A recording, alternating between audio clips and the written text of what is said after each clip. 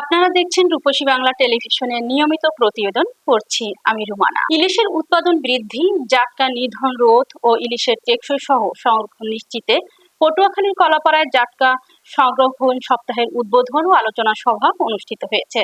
বিস্তারিত থাকছে মোহাম্মদ জসিম উদ্দিনের প্রতিবেদনে। জাটকা ধরা কমায় যদি, ইলিশে ভরবে সাগর নদী, এই প্রতিপাদ্য বিষয় নিয়ে মঙ্গলবার বেলা 11টার সময় উপজেলা প্রশাসনের দরবার হলে এই কর্মসূচি উদ্বোধন করা হয়। উপজেলা নির্বাহী কর্মকর্তা মোহাম্মদ ইয়াসিন সাদিকের সভাপতিত্বে সভায় প্রধান অতিথি হিসেবে বক্তব্য রাখেন পটুয়াখালী জেলা মৎস্য কর্মকর্তা বিজন কুমার নন্দী।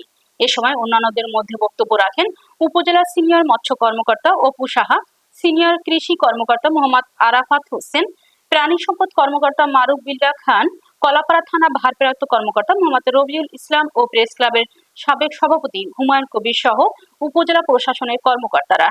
সভায় বিভিন্ন ইউনিয়নের শত শত জেলেরা উপস্থিত ছিলেন।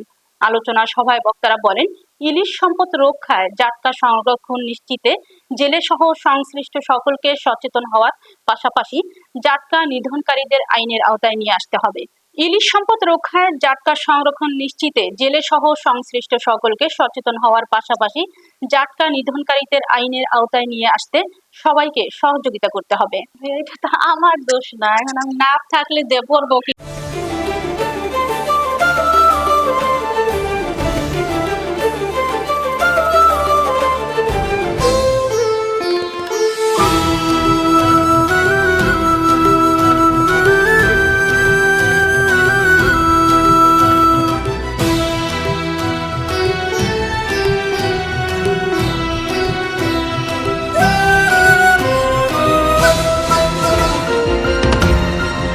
টেকনাফ থেকে তেঁতুলিয়া, রূপসা থেকে পাথুরিয়া, বিশ্বজুড়ে রূপসী বাংলা।